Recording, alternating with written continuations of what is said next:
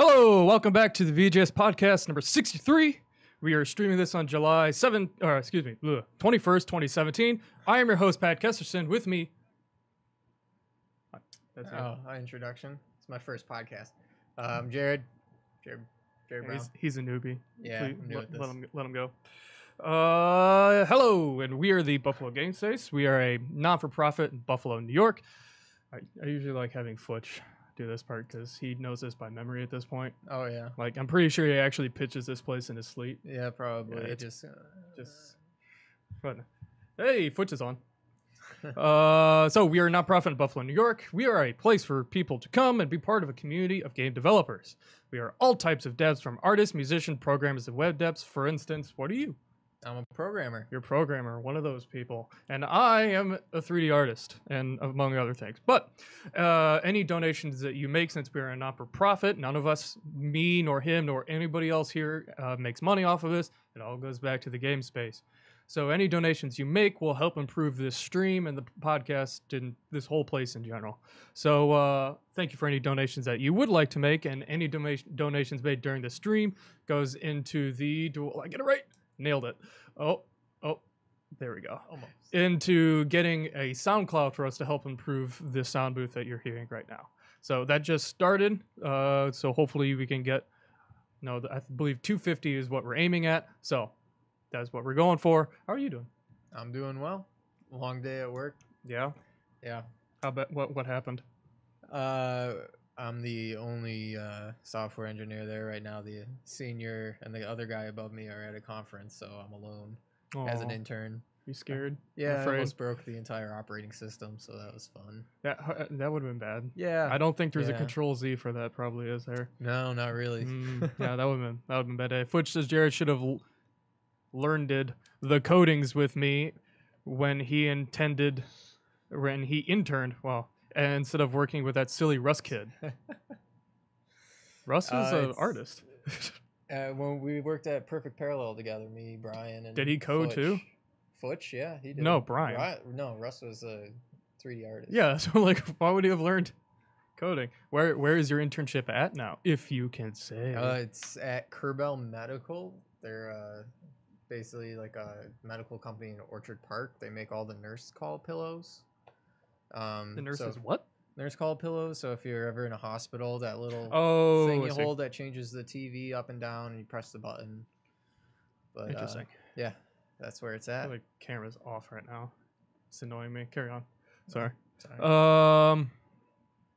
Yeah. So welcome. The first one. Thank you. Popping it. No, I meant Jared was working with Brian. He could have worked with me more directly anyway. I feel like he's doing a little passive aggressiveness. I mean, I would have if they didn't put us in the basement. I mean, we never saw the daylight. You got the big window upstairs. But anyway, on to BGS member news. Thanks, Futch. Shotgun Farmers is an online multiplayer shooter where your bullets grow the guns. The only way to get more ammo or find new weapons is to grow them yourself or harvest the plants grown by other farmers, and that shit is out on early access right now. You will see it in our little highlight reel. And if you happen to watch it, I think his name's Quasi or something like that. Quasi TV. I don't know. He probably got a few followers. But yeah, he's made it entirely on stream. You've met Quasi. Yeah, I've met him a few times. Don't know him personally, but... You okay there? Yeah. You just look like you just swallowed your dignity. No. But yeah, so that is out on early access right now. You've possibly seen us play it on stream. He plays it and developed the whole thing on stream. So it's pretty cool to watch. Next thing. Some 2D platformers give you rewards like more points or extra lives when you jump on multiple enemies without touching the floor. Fist Elimination Tower offers you a much grander prize for doing this. Survival. Play is a queue of randomly generated contestants that enter the tower, all hoping to win cash, prizes, i.e. hats, and the glory of being the first person to ever reach the top of Fist Elimination Tower. But they'll have to look out for fists. Makes sense. That's also in our highlight reel, and that should be out later this month. He's running out of time. So he's got, 10 days left? I can't remember. Is it 31? Yeah. 31? Yeah, just about. So you got 10 days left to put out. I'm in that game. Oh, yeah? Yeah, I'm in that game. It's pretty cool. Oh, that's cool. Are you a fister? Like, do you have the fist? Please don't say that. This isn't a family stream, but come on, man. I'm saying it's fist elimination. You said watch out for fists. It's okay, Jared. It's okay. Oh, into the world of video games. Do you ever play Super Hot? No. No, you should. What is it? It's a game. It's hard to describe. I should have had media for it. I'm a little ill prepared tonight, but it's a game where you won't like the world only moves. Excuse me. Let me rephrase it. Time stops unless you're moving. So if you're sitting still, you can look at everything and like things move really slowly, but like that's it. So you can like dodge bullets, whatnot, and like melee attacks. But then you can also line up hits. So unless you're actually moving, time then moves like normal. Really freaking fun. Is it like a multiplayer game? Or? No, it's single player. Oh, It's just they put you in like really short, sweet situations from like action movies. Okay. And then they just let you go. And that's the whole thing. Sounds pretty sweet. Very sweet, and it in its VR version, which is also amazing. It's coming to PS4 next week. Cool. Yeah. Gotta get one of those. Yeah, you got to get a PS4 first. Yeah. But it might be on Xbox. I hope. It might be on sounds Xbox. Cool. I want to play it. It's a much loved game by us here. I know Twitch especially loves it. I mean, we all do. It's super fun and very clean and concise gameplay wise. Nice. Next week on PS4, both titles will be released. Obviously, if you have to have the VR helmet or PSVR or whatever the hell they're calling it, to play the VR version. But if nothing else, you can play the standalone. Both of which are incredibly good. That's one of the only games where I ever played and went, this would be better in VR. Really? Yeah. It felt like it was meant for it. And when they did put it in VR, we're like, yes, this is awesome. Like Nice. this is because you're actually like moving around, dodging bullets now. And like you can deflect bullets with like with objects. Oh, that's cool. So you're just like ting, ting, bang, like catching knives and throwing them at it's freaking awesome. Just gotta get that extra couple $100, right? Yeah. It's actually we'll talk about that in a bit. Okay. But though the story, hold on, we did a Game Club podcast about it. We did a long time ago when Game Club was coming out consistently. We'll talk about that later. And it was, though the story / interface didn't translate. No, but they did a different job with it. Astro Gaming is now controlled by Logitech. Really? Yep, that When did that happened happen? earlier this week. Logitech acquired Astro for $85 million. So the Logitech VP and general manager has a name that I'm going to butcher, but bear with me. Ulesh Desai said there will be no plans to stop the Astro product line. I don't know why they would be, but he felt the need to say it, so there we go. With a specific quote saying, with Astro's laser focused on designing products for console gaming and Logitech G focused on building the most advanced PC gaming gear together, we've got gamers covered no matter what platform they play on. So, sounds like a good business plan. Boiling it down, they just wanted a slice of the console market, and Astro's has an amazing track record for their headsets, so done. Arguably some of the best. I would wager, yeah. Like the Sennheiser has good ones, but that's the only. That's it. That's it. And that so Sennheisers are I love my Sennheisers. a little pricier. Actually, they're cheaper. Really? Yeah, I only got mine for $250, and any Astros are going to be at Maybe least $299. the A40s are at least $250 on their own, and then Yeah. I do want to get a set of A50s though for They're at home. I think They're like- $300 yeah, they're 300. They usually go on sale though. every so often. Like Black Friday, you can get them Yeah. pretty cheap. They got the new Astro has their new. I think they're the A10s. They're like $80. It's like their entry level line. Oh, now. I was like, isn't the number supposed to go down for the cheaper ones? Yeah, A10. A10 sounds like it would be the better version. No, yeah. So they got those now. So There if goes you wanna- marketing. If you want a cheap pair, No, like the A50s I like because I had A40s for a long time. Basically, I just want wireless now. I want to see how their like surround sound is. They sound amazing. Do they? They I've never sound. heard They got them. the Dolby at least 5.1. They got 7.1. The DTX headphone. Yeah. Yeah. So no, those things are. I would very much love to get a another one of those. So there's a lot of headphones out there now. There's a lot of good ones. Lucid Sound. None of you guys have ever heard of them. They make killer headphones too. Why has nobody else ever heard from them? Huh? You need to get closer to the mic. No. Yeah. But yeah, they make some good headphones. They're I think it's the LS40. You can use them on any console. All of them you should be able to use on any console. Like I'm used to having 4 people, so this is weird just looking like one way. So I'm gonna rotate a little bit here. So I'm actually God, this is annoying. But thank you. So we're touching knees. You can't see it, but our knees are touching right now. We're both wearing shorts. It's bare knee touching action. We matched on purpose too. I mean, my shirt's cooler because Overwatch, though, to be fair. I'll give you that. I mean, we got a Sharpie out there. We can fix it real fast. Yeah, that's right. But speaking of Black Friday and the sales, Best Buy's Black Friday in July is going on right now. Yep. As somebody who used to work at Best Buy, I could probably attest to. Yeah, it's not worth it.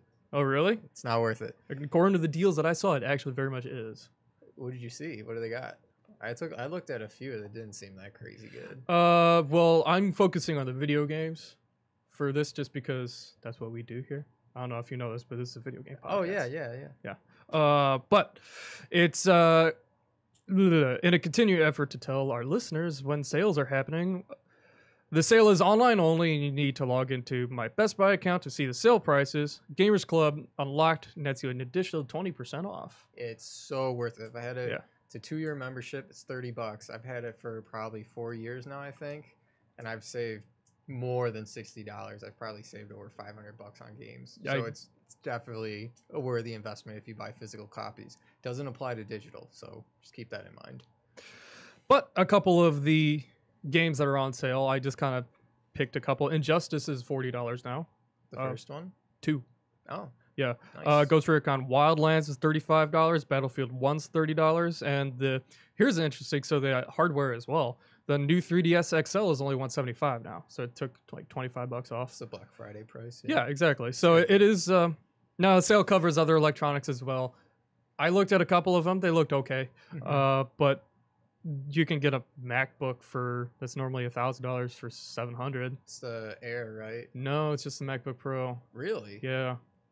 So, but it's only got the i5 chip, so it's the lower. Still fine. Still for $300 off. The iPads also had like $200 off as well. So it's actually like a pretty solid looking deal going on.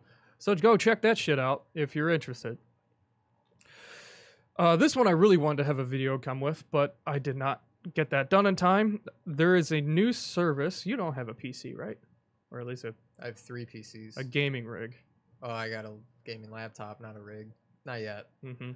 Well, you should use this service. That'll get you one. I know exactly what you're talking about. You probably do. Yeah. So it's called BLD, and its website allows people to go through a very simple, basically, it boils it down to a yes or a no like series of questions, and it builds up a list of gaming rigs for you. Also, Fudge this pleb. It's a variant off of NXTC, I believe. So I will drop that link once I find it, which I did not have it ready. Man, I'm a hot mess tonight. Listen, it's been a long day.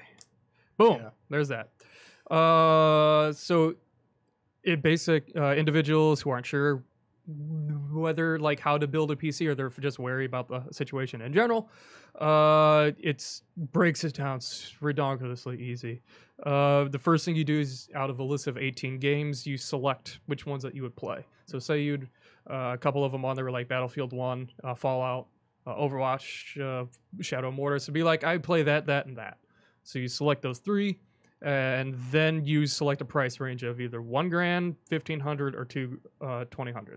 Okay, and then it just spits you out a general case set, and then you can pick motherboards and stuff from there based off of what you want. There's the one that's the recommended for that, and then there's the one that's you could go up or down. Up or down. Yeah, it's pretty sweet. It's very sweet, and it's super easy. Again, I went through it myself, and So and did it.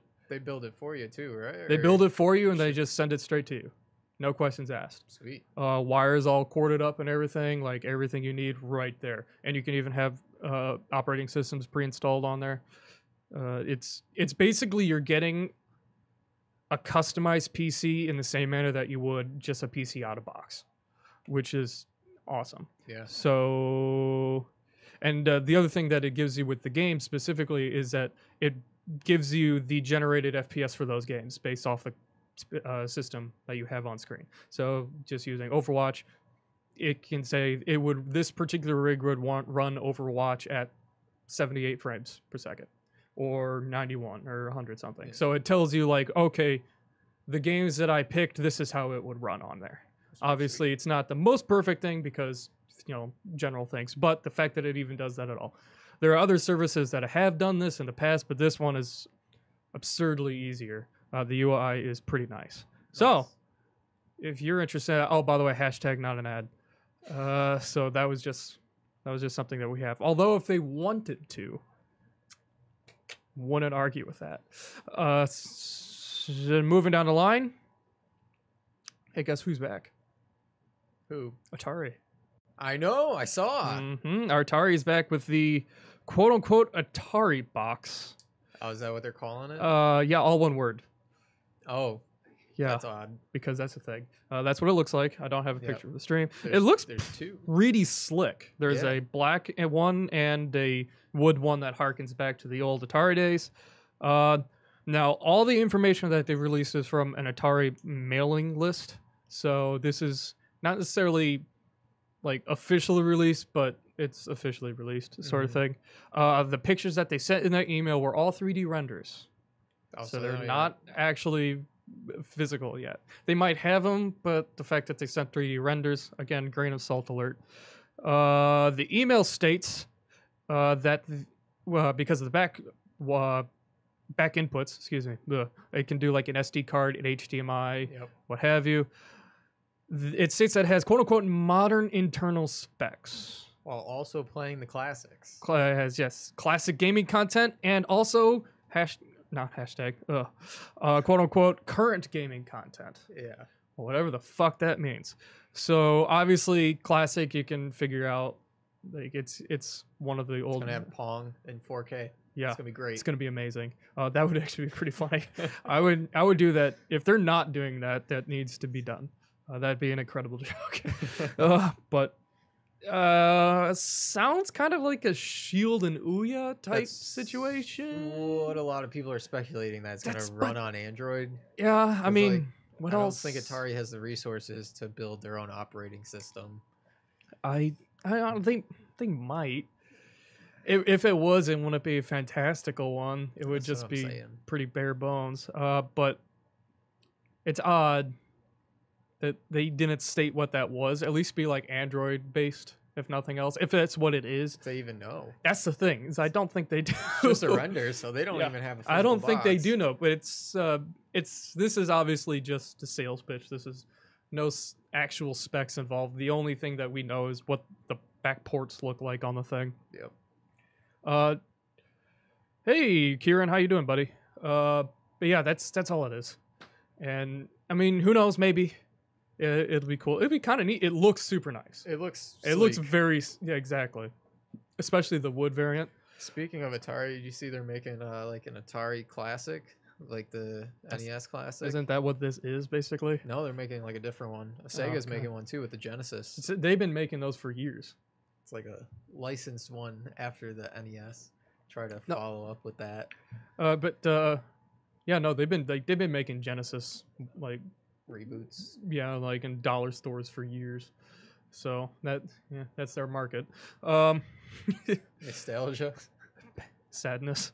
But along those lines, Nintendo. This isn't a news expert. This is just something I saw. But since you brought it up, they have copyrighted or more trademarked than anything the N64 controller in Europe, which signals N64 classics on its way. Who would have thought that that's coming? But I'm totally getting that one.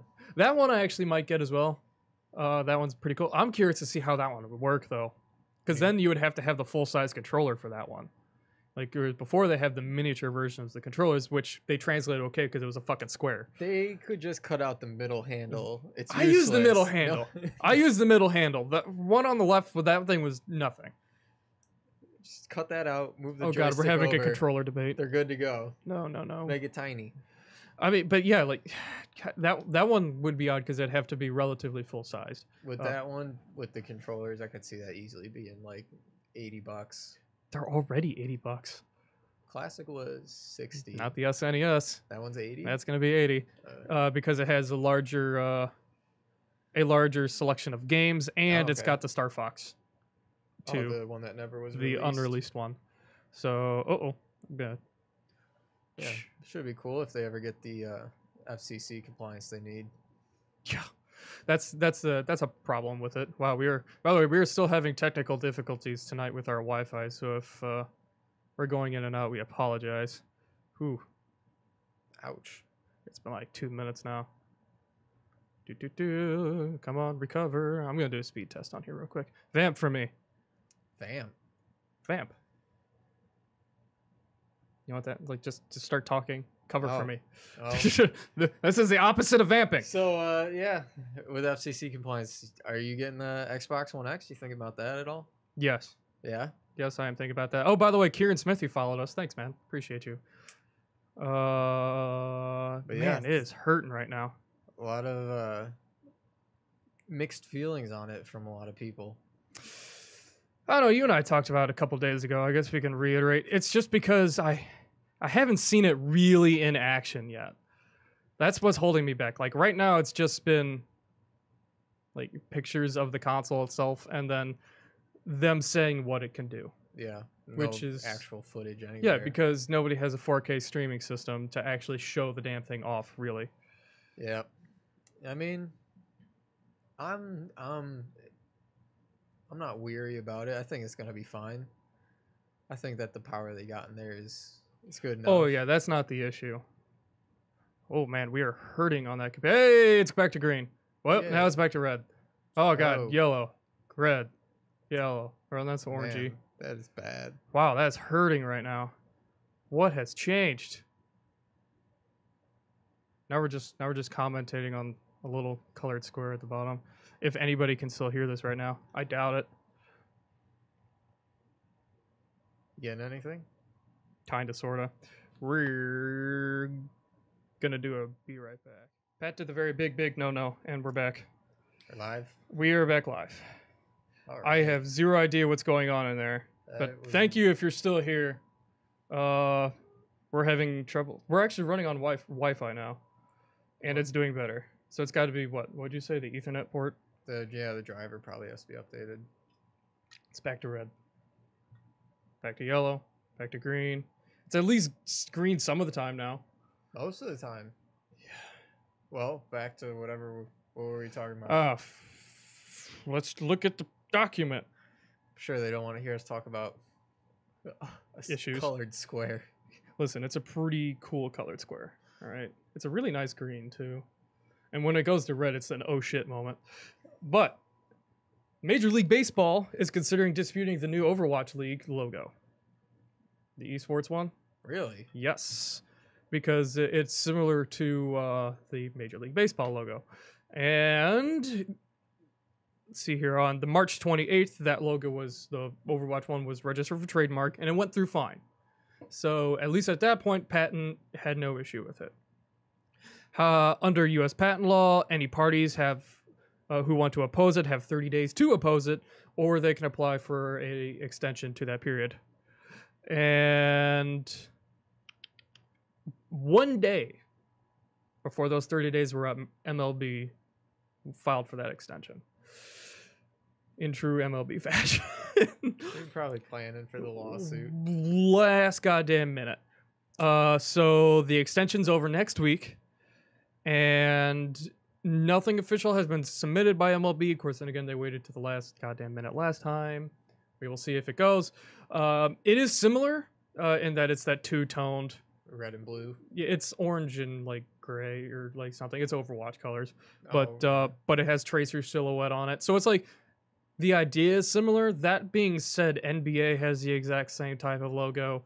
an ungodly amount of things have that exact same type of logo. Yeah, like back when Halo had a MLG, They had their they had that one that looked just like that for Halo 3. So, and nothing was ever challenged there. So odds are this is not going to go anywhere. It's just the fact that this is happening right now. They'll probably settle outside. MLB's just they might have already had.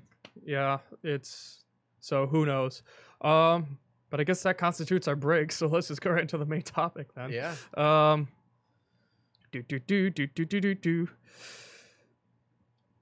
So, please don't. By now, I'm sure you guys have heard about the Jump game service being billed as a Netflix of games. We've talked about it a bit before. There's a Kama Sutra article about it that if you would like to look at. Is this the future of gaming and that way that streaming subscription services like Pandora or Spotify have decimated CD sales, or is it truly like Netflix where you get some things but not all the things? Most folks with Netflix accounts will still rent a movie or go to a movie theater, whereas streaming music services seem to eliminate other markets with their user base. I don't know if that ending is true.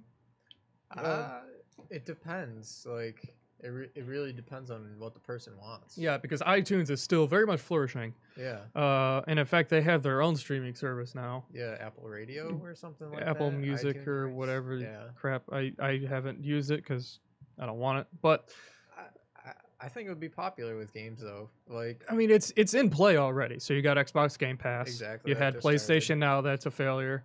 EA. It's kind of similar. EA Access. EA Access is actually pretty similar. So and Nintendo's one that they haven't launched yet, but Yeah. it's there. I think it'll catch on because a lot of like casual gamers just want to hop on and play something. They don't really care Yeah. what. It's they also want. great for kids.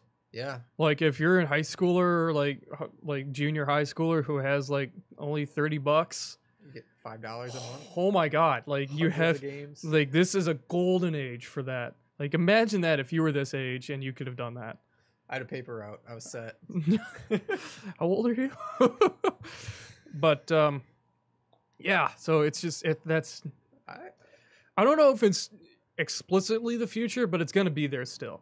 I think it'll be an option. I don't think it's gonna kill hard disk copies because people are still gonna want that. Oh, some people are still gonna want it, and also there's just gonna have the digital version Yeah. of whatever it is. Like they're still gonna buy just that game Yeah. because unless those services start putting out brand new games, like with the exception of EA Access, which all it does is give you a discount. The well, Xbox whatever should give you access to all their new Microsoft Games Pass? Studios games. That's Yeah. true. Microsoft, I guess, and that's interesting because it kind of depends on the publisher. But again, with the EA Access, all it does is gives you a discount at EA Access on brand new games. But that's EA. Yeah. So it's like it's interesting to see like, okay, is each publisher gonna do this now?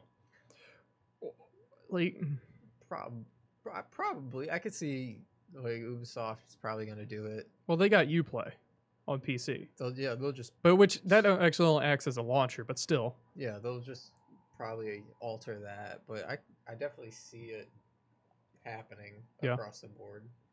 I mean, if it gives us free DLC like with EA, I'm fine with that. Does it give you free? Oh, that's right, because they can pay for like Titanfall. Yeah, well, There's yeah, blinkings because and other EA shit has on there. different income coming in, so they don't have to charge you like $20 for a map pack. It like is an with- interesting change. Like you're still paying for it technically, but you're paying for other things at the same time. Yeah. So It goes back to you get the whole game when you get a game now. it swallows that pill a little easier. It's the exact same thing though.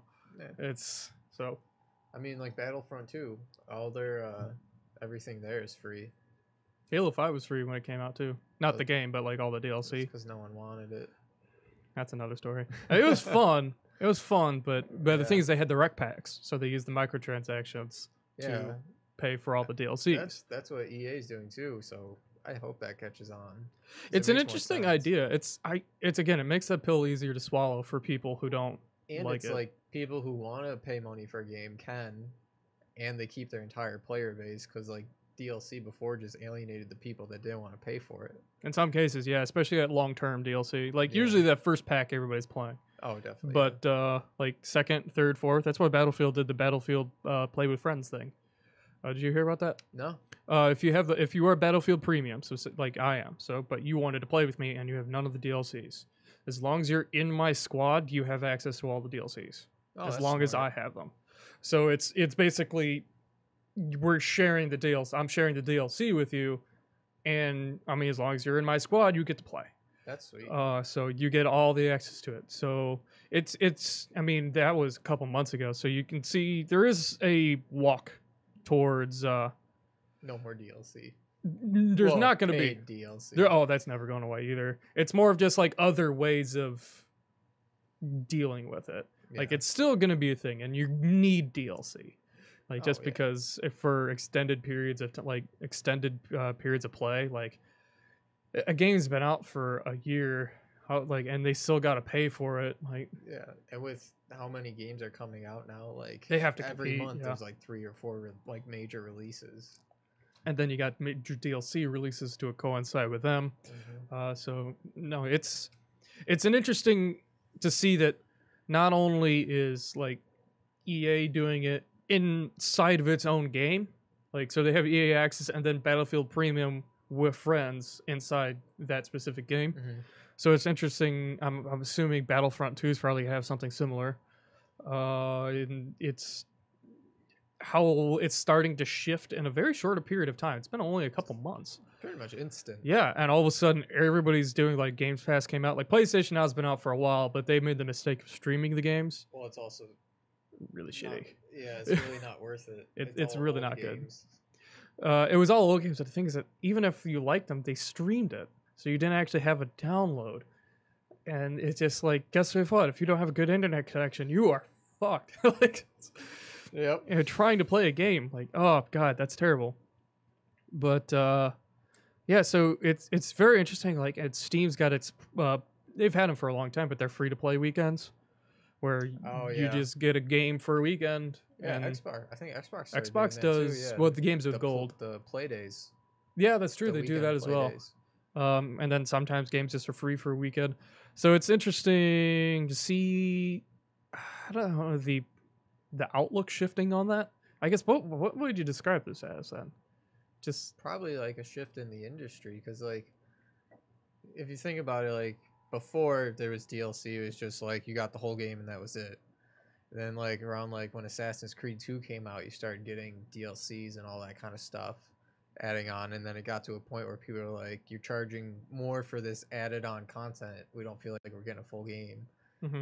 So they're probably it's probably the next shift where they're going away from that like big chunk of paid DLC to them doing microtransactions or something else to get their money. I'm fine. I'm a fan of the microtransaction. Like Halo 5 did a really good job with that. Like if you didn't want to touch them, you didn't have to. And you still got the rec packs for free. Or excuse me, not the rec packs, the DLCs for free. Like if I haven't played Halo in months and I didn't spend a dime on it after I got it, if I logged onto it right now, I get all the maps right there. Boom, done. So it makes it easier, first off. Oh, definitely. Like I was reinstalling Payday 2 a couple days ago, which, I mean, that game's been out for like 2 or 3 years now, and it's got at least 30 DLCs now. Yeah, definitely. Of varying degrees of size. Like some's like a weapons pack, others are like actual heists and characters, and you can pay for any ones that you want, and they're like $2.99. Yep. So for like, you can have a heist, but you don't want the character that it comes with, you don't have to bother. They had a really good way of DLC in that regards too. But I just reinstalled it and it took me legitimately 6.5 hours. Like it's basically a whole other game to download along with the game now. Like of just shit. And I love it, don't get me wrong, but it's like I want to play Payday 2. All right, let me set aside a day to install it. Hopefully tomorrow I'll want to play it.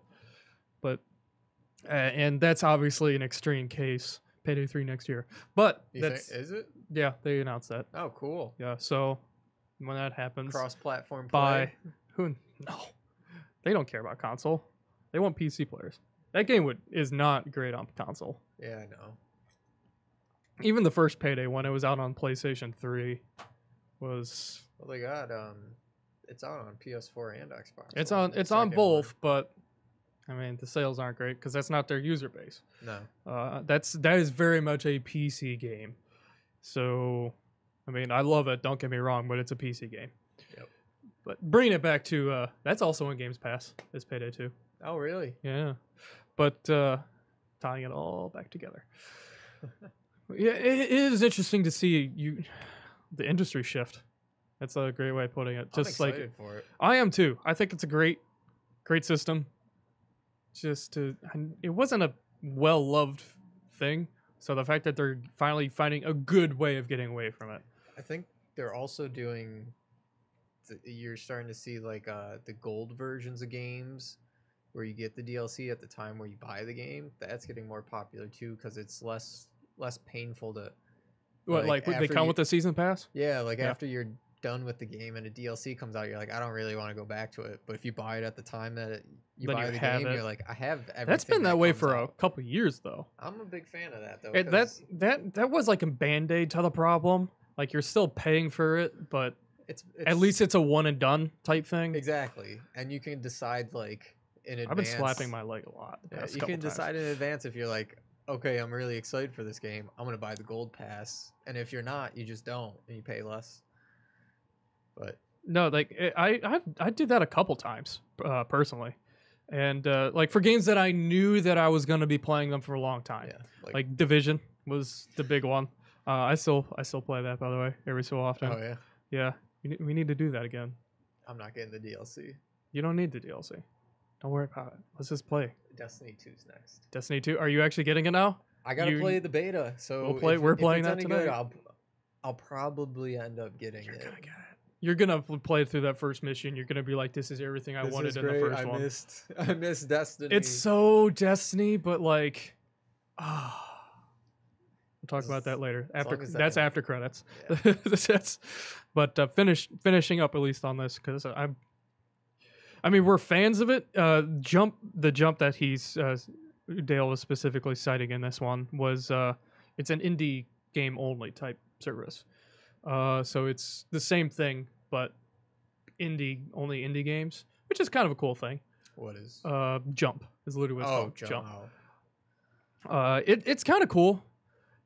I'm starting to get tired of the term Netflix of games because that's popping up everywhere. Yeah, like the Nintendo one's called the Netflix of games. The Game Pass one was billed as a Netflix of games. I'm getting tired of that.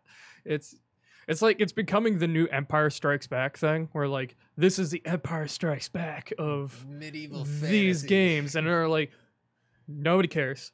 Just say it is a service, like. But I guess in that regard, what would you call this then? I think Netflix of games. It sums it up, but it's just getting freaking annoying. Call it the Red Box. Yeah, because everybody loved that.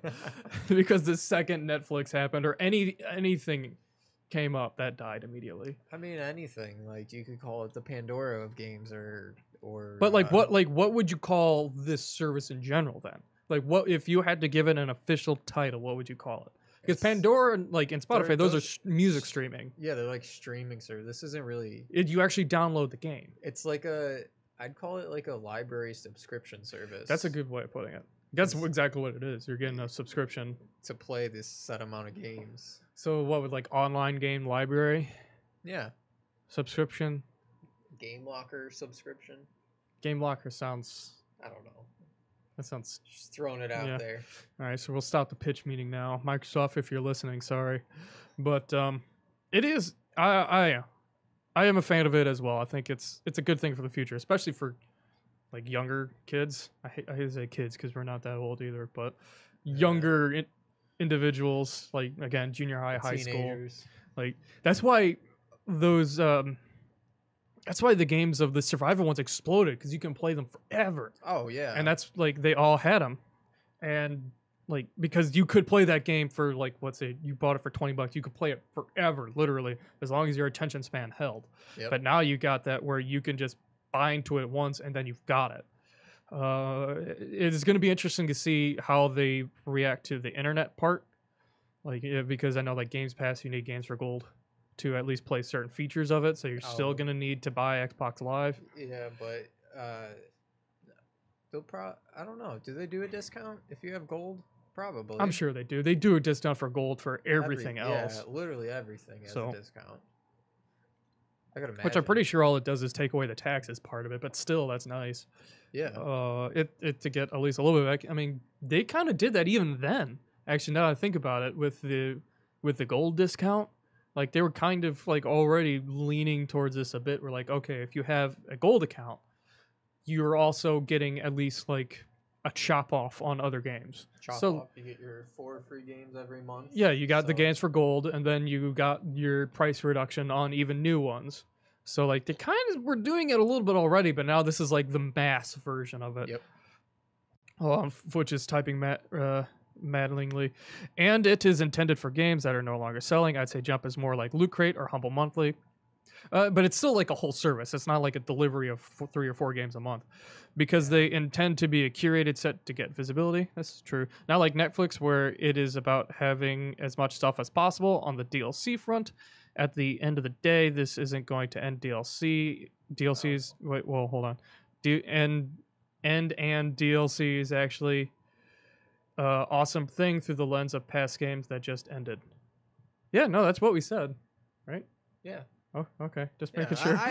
Did I phase out for a part? I blacked out. I'm back. End DLC, but absolutely not. And thanks, Clicos. We appreciate it. A discount on DLCs and like a price drop. Like I am curious to see what it does in that regard. I don't think game companies are going to focus solely on getting all their money from DLC now that they have subscriptions and microtransactions and all that kind of stuff to get a different income.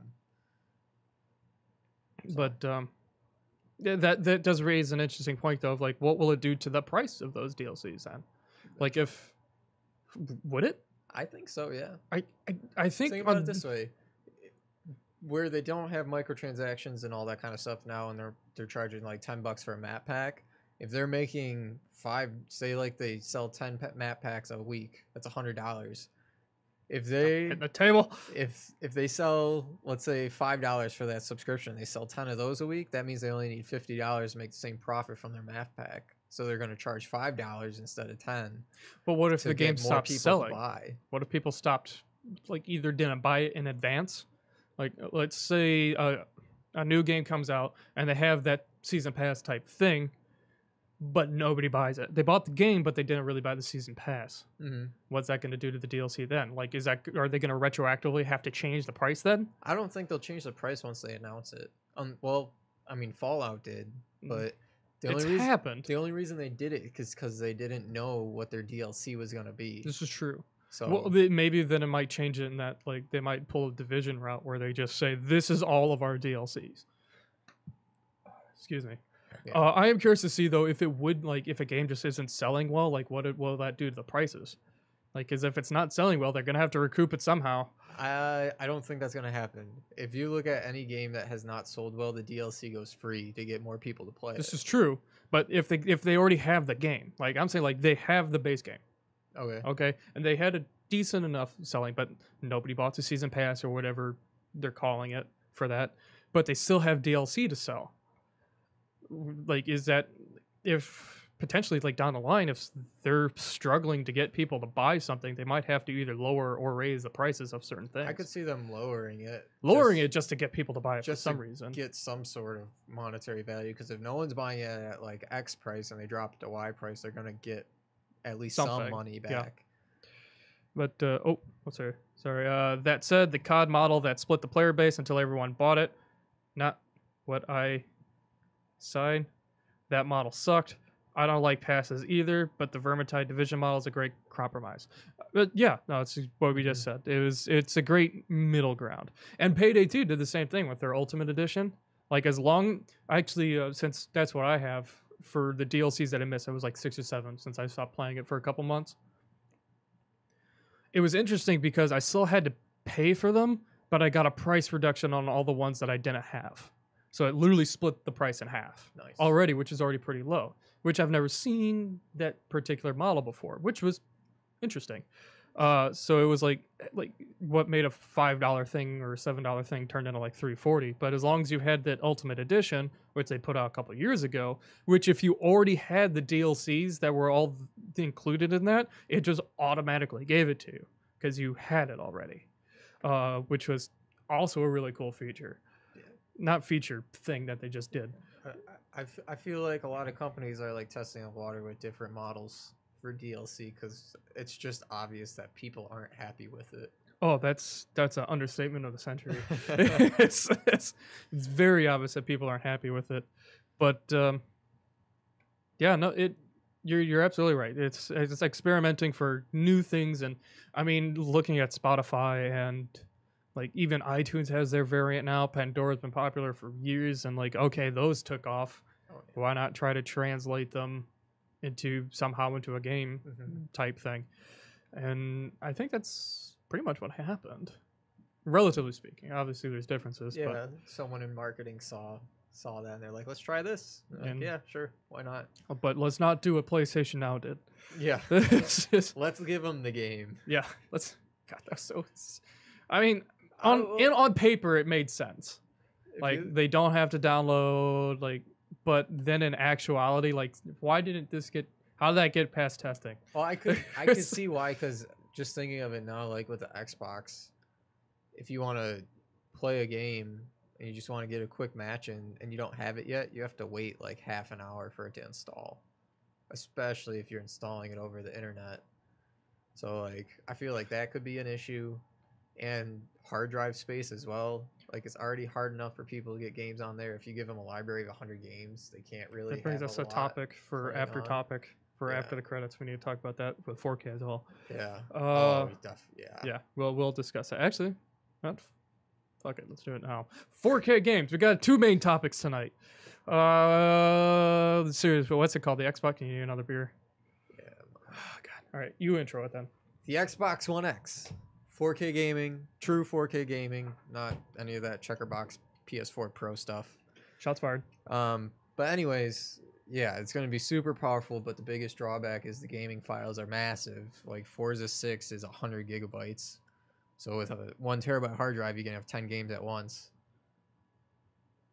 So I'm sure with DLC packs and all that kind of good stuff that people get going after this gets launched, especially with Destiny. Like Destiny's probably be like a 250 gigabyte game. That's brutal already. It already looks pretty, by the way. It looks gorgeous. So it's a big issue that's going to be happening now.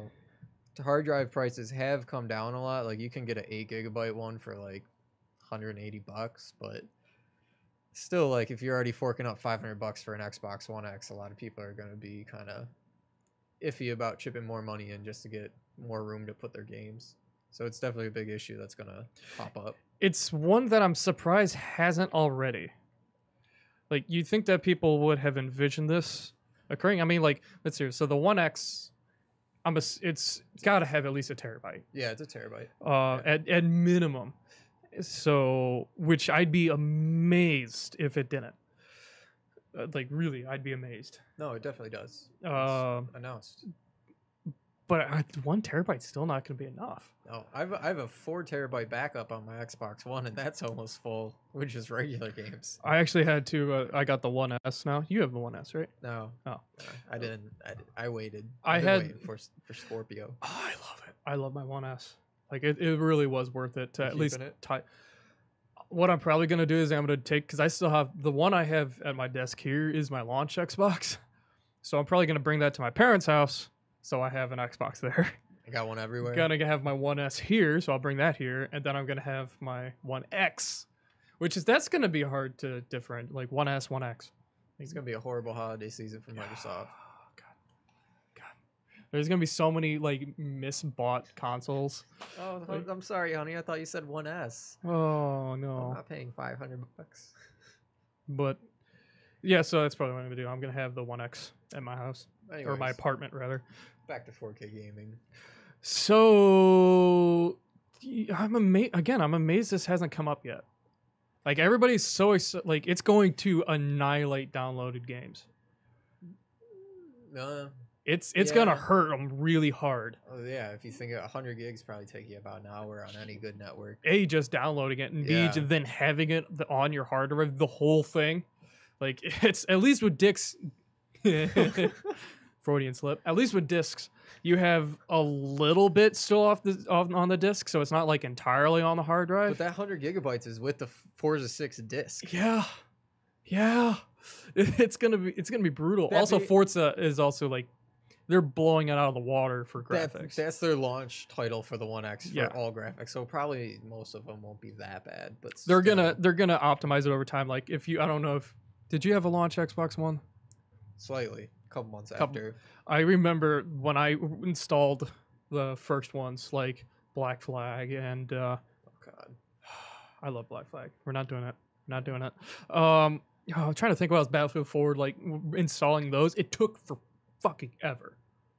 But now, like, I throw a disc in there and it installs in Well, they've also 10, 20 minutes. optimized it, Exactly. like 10%. And it's like it's ready to start. You can play some stupid thing on the Like menu it's or actually something. ready to start. I still don't do that. I wait till it's fully done. I think the dumbest one was when Battlefront first came out. And if you got to like 50%, you could go on and just play as Darth Vader and walk around. That's kind of funny. On I Like, don't remember what planet it was, but you just walked around. You're gonna be like, I'm here now. I'm technically playing. No, like, so obviously, what I'm getting at is that they're gonna get better over time with those textures. Yeah. But at the beginning, it's gonna be rough. Yeah, but Microsoft announced it's a premium product. If someone's willing to fork up $500, they'll probably have a plan. Hypothetically. But the issue I'm seeing is people are gonna go to like Best Buy or Walmart or something and be like, I don't know what to get. I just want to get an Xbox, and someone's gonna talk them into buying that one, and then they're gonna hate it because it's like they have to wait so long. They don't have any space. Yeah, you're constantly juggling what's on your hard drive. Yeah, and like they're gonna need to sell like alongside of it, like hard drive extensions. They're going to need to, because well, they got the Seagate, the Microsoft brand, the actual one. Yeah, it's only 2 terabytes for $100, which is total rip off. No, thankfully, yeah, memory in this era has become, or just storage in general has just become ridiculously cheap. Oh yeah, which helps in that regard. But it's gonna. What kind of is interesting to me is, okay, we now have absurd amount of storage space for relatively cheap. Now we've basically gone back to where we were originally, because now 4 terabytes is now like 500 megs in the past. true. Like we've gone back in time. Yeah, you're taking up more space, but you got to think about what you're getting for that percentage. Absolutely. Of space. Like it's just interesting, like how we've basically gone back to that mindset. That's how technology goes. It always goes that way, but till we get quantum computing, then we'll be fine. Yeah, hold on, let me get quantum computing on my Xbox. I will load super It's fast. the Q box. God, I don't want to think about what their next one's going to be called, if there is a next one. The Xbox One 360. 180, 720. The Xbox One Xbox. Oh, God. Anyways. Yeah, moving on from that. But yeah, so I'm curious to see what the launch does. I'm getting it. Oh, I mean, yeah, duh. I'm But super excited for it. I'm just curious to see what people say afterwards. Like Christmas Day, that's going to be intense. I'm gonna cry like a little girl when I turn it on. It's like 4K and HDR and beautiful. I'm so excited. Remind me to ask Abby to take a video when that happens. What is it? Shadow of War. First game I'm playing on it. Is that, I don't know. I already planned it. Might be Battlefront 2, because that's going to be gorgeous. When does that come out? The 11th? Roughly the same time. Yeah. Yeah. Shadow of War is like 2 or 3 weeks in advance, so I'm gonna have to wait and just look at it. I when I got my Xbox One the first time, I actually had Black Flag, like the disc. Like you could get like the Xbox One copy of it, and I just sat there like on my desk. Oh, like, you couldn't play it. Like there was Black Flag. Let's hear what else there was. There was a couple games that came out. Did you get Rise?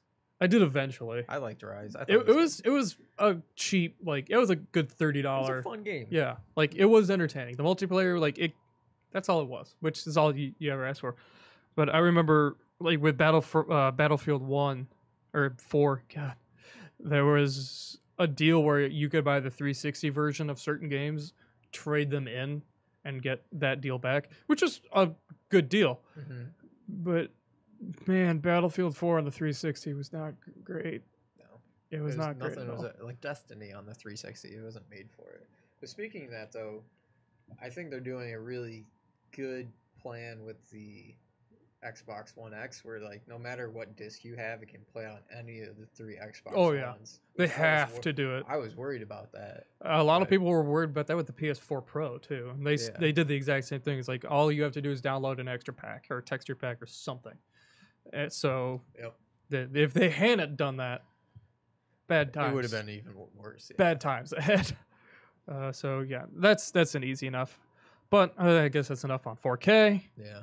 Now on to something that hits close to home to you. Maybe you can talk about this a little bit more. What? If there are any diehards out there still playing Pokemon Go, there's an AR game event going on right now. Is it a cool idea for it? Do you disagree? Do you know what this AR event is? Yeah, it's there's Pokemon Go Fest going on right now. That's such a stupid name. Yeah, it's real stupid name. But anyways, it's a festival in the park in Chicago, like in the center of the city, and they're gonna. I think it's on Saturday. It starts. It's either tomorrow or Sunday, but they're having a bunch of special events. And if you've heard about the new raid system that they have, essentially what they're gonna do, which they've been announced, is that the players at the festival are gonna have some tasks that they have to do, like catch a certain amount of this Pokemon or that Pokemon. And if they complete it in time, they get a legendary egg, which will hatch a legendary Pokemon in a raid. And then if they beat that and catch it, everybody in the world will start to have legendary Pokemon pop up at raids. So you'll start getting the legendaries now finally, which a lot of people were suspecting is going to happen with the raids and this festival happening, but I think it's a pretty good way to do it. Do you have any comments on it? I stopped playing Pokemon Go like 3 weeks after. I'm still playing. I check it every day, but it's only because at UB there's Pokemon everywhere. There is a lot of places for that. I got a lot of time to kill. I enjoyed it like at the time. It's just after a while, it's like I'm doing the exact same shit over and over and over and over again. Yeah. Sounds a lot like Destiny. This is true, but at least it eventually got good. Yeah. Well, it's getting better. I don't know. I don't think it's enough though. But this the legendaries. Event, I don't think people. Care absolutely that not. Much. It might get people back for a week or two. A lot of people are going to play this weekend because they want the legendaries. But after they catch them, what then? They have nothing else to do. Then it's the exact again. same game still. Yeah, and the chances of they have to beat the legendary at the Chicago Fest. If they don't, that'd be hilarious. That's it. No legendaries. Laugh my ass off. But they probably will. But they'll figure out a way to they'll knock its health down or something. After that, you have to find a legendary at a raid. And then if you do, you have to have a raid pass. And if you do, you have to have multiple people help you fight it because you're not going to beat it on your own. And then even then, if you beat it, you still have like 10 Pokeballs because you don't get to use your own to catch it. You use like raid balls, like they're the white and red ones, like the ceremony ones. Okay. And depending on how you do in the raid, you get a certain amount of them. So like... That's odd. The odds of you getting... That's scary as... The odds of like, you you're just legendary. like... Yeah, if you miss, you're done. Oh, and I'm sure legendary is not going to be easy to catch. So, like... You need to nail all of them perfectly. You need to get them perfectly. You need to use a berry. But, like, even still, if all that happens and you don't get the legendary, people are just going to be like, screw this game. I quit. I'm never playing it again. Like, after one try of that, like, madness... Like, whew, maybe I'm not. You know, it'll be like 3 weeks from now, and they're like, I haven't seen a legendary yet. This is the first one. It's my favorite one. I'm so excited. What is it? Is it Zapdos or whatever? Any of them. Oh, is it all of them? They haven't announced which officially, but they did do a trailer. They did Zapdos for the trailer, so that's why I'm only assuming. It'll probably be all of them. Yeah. I'd be fine if it's just Zapdos because he's my favorite. That was the coolest one, yeah. Yeah, he's the best. But it'll probably be all of them. Eventually, in the 2 generations now, at least. Is there? They do have 2 generations for both now. That's right. Yeah, they did. Yeah, gold and silver and red and blue. Do you have Ash's Pikachu? Yeah. What'd you have to do to get that? You just find it. That's catch it. Yeah. It was just a Pikachu with Ash's hat. That was it. Yeah.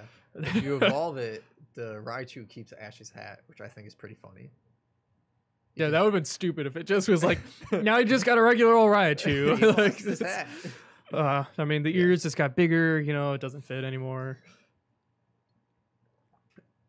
Simultaneous drink. Yeah. So, I mean, I envisioned exactly what you said of like a week or two from now, it's going to be just dead again. Yeah, I don't think it's going to be enough, but I'm excited to see what they do with it. As in term of the event itself, it's kind of interesting though. Like where it's like one centralized location. They sold tickets for it. They sold out instantly. They're going for thousands of dollars on like eBay. Are people actually buying them for thousands of dollars? Yeah, see, that's so like sad. Niantic's making a ton of money. Yeah, so I mean, I guess in terms of just the AR event itself, like the actual, like what, in the park in Chicago, you said? Yeah. That's pretty cool. Oh, like, yeah, it's really I feel like that's a very Pokemon thing. Like, you're all grouping together to take on, like, a huge challenge. Honestly, since it started, that's all Pokemon's been about, is getting people together, because you could never catch them all. No, you can't. Sad. But yeah, like, so I think it's definitely a very Pokemon event. I think it's a neat thing for a mobile game to be able to do this, to get thousands to of sell people. Tickets for an event. Yeah, to get people like out doing something, and like you can see it with the rise of like esports too now. Like gaming's becoming like something people will go pay to see. Yeah, exactly. Which I think is really neat. I agree. It's no longer like you and your it's not an individual from high school playing Dungeons and Dragons in your basement kind of thing. It's like a whole community. Are you speaking from experience? I started watching Stranger Things. So that's how it starts. Well, we can save all that for later. I got nothing else on this.